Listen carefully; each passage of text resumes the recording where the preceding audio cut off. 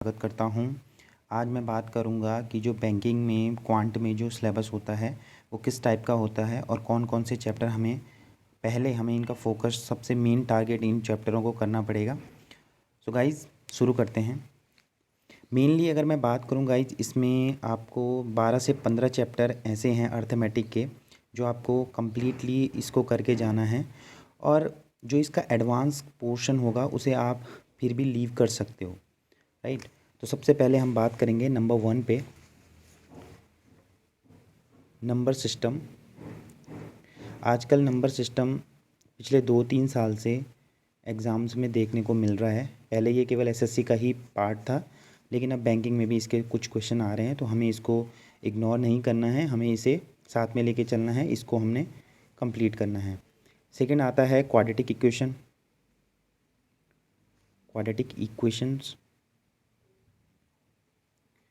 Third आता है आपका मोस्ट इम्पॉर्टेंट चैप्टर परसेंटेज एक अर्थमेटिक की नींव है। यूँ मान लो कि अगर आपको परसेंटेज नहीं आता है तो आपको 60 से 70% जो अर्थमेटिक है वो आपकी एक प्रॉब्लम है। प्रॉफिट एंड लॉस हो जाएगा, इसी से रिलेटेड है, परसेंटेज से ही रिलेटेड होता है आगे, राइट। फिर आपके बनते हैं एजेस से रिलेटेड क्वेश्चंस, राइट। और फिर रेशियोज हो गया, एवरेज हो गया, राइट। फिर आपका बन जाता है पार्टनरशिप का चैप्टर। फिर आपका हो गया 9th पे मिक्सचर एंड एलिगेशंस, इसमें इसको साथ ही पढ़ना है। फिर आपका 10th पे हो गया TDS, टाइम डिस्टेंस स्पीड। फिर हो गया आपका टाइम एंड वर्क।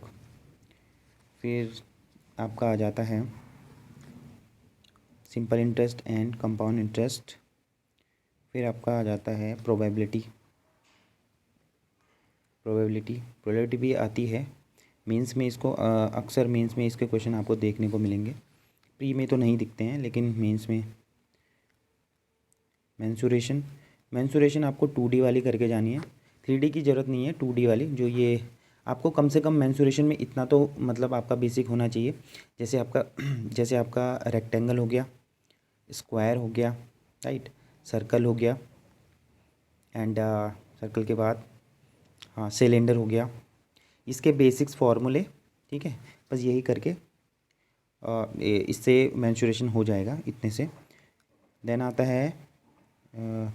है आपकी DI आपकी इसी में इंक्लूड हो जाएंगी। लाइक DI कुछ सिंपल DI होती है, जैसे प्री की तो सिंपल होती है, लेकिन जो मेंस में होती है ना, वो जो अर्थमेटिक के जो चैप्टर हैं इन्हीं से बन के DI तैयार की जाती है। और एक होता है फिर आपका DS यानी कि डाटा सफिशिएंसी वही होता है कि आपको एक स्टेटमेंट दिया जाएगा, एक दूसरा स्टेटमेंट दिया जाएगा, और यहाँ पे एक क्वेश्चन होगा, तो वो उसमें बोलते हैं कि इनमें से किस कथन का यूज़ करके ये क्वेश्चन आंसर आप निकाल सकते हो। दोनों का, ईदर्स में से वन में से, दोनों में से वन, एक का, या दोनों का, या दोनों में से किन्हीं एक का, या फिर दोनों में से किसी भी नहीं, कोई भी नहीं, राइट।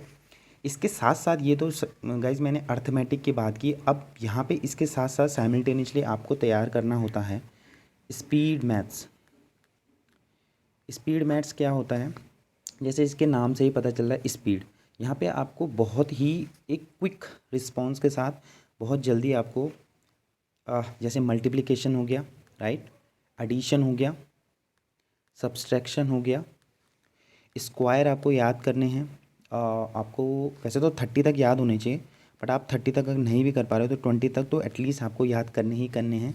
उसमें कोई भी शॉर्टकट नहीं है, कोई भी उसमें गुंजाइश नहीं है कि आप याद नहीं करेंगे और कोई ट्रिक से आपको इससे सीख लेंगे। एटलीस्ट कम से कम 20 तक तो करिए, राइट। स्क्वायर हो गया, स्क्वायर रूट हो गए, राइट, स्क्वायर रूट हो गए, क्यूब हो गए, और क्यूब रूट हो गए, राइट, क्यूब रूट्स हो गए। इसके साथ साथ टेबल्स आपको याद करनी है 20 तक की, मिनिमम कह रहा हूँ मैं 20 तक की। वैसे तो 30 तक करो तो वेल एंड गुड है, राइट। और ये आपका जो अर्थमेटिक का पोर्शन है ये वाला, और ये स्पीड मैथ्स आपको साथ साथ लेके चलना है, राइट। जैसे मान लो आपने कोई चैप्टर यहाँ से शुरू कर दिया, ठीक है, नंबर सिस्टम, साथ साथ उसी दिन आपके मल्टीप्लिकेशन, एडिशन, ये स्क्वायर, स्क्वायर रूट ये चलने शुरू हो जाएंगे। ये स्क्वायर, ये आपको बेसिक्स इसकी स्पीड मैथ्स के थ्रू आपको प्रैक्टिस साथ साथ करनी है, राइट।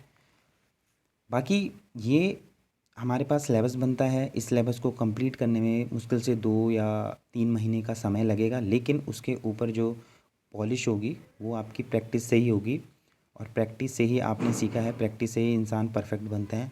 तो जितनी आप प्रैक्टिस करते हैं वो आपके उसमें दिखेगी, आपके डेली यूज़ में दिख जाएगी, राइट।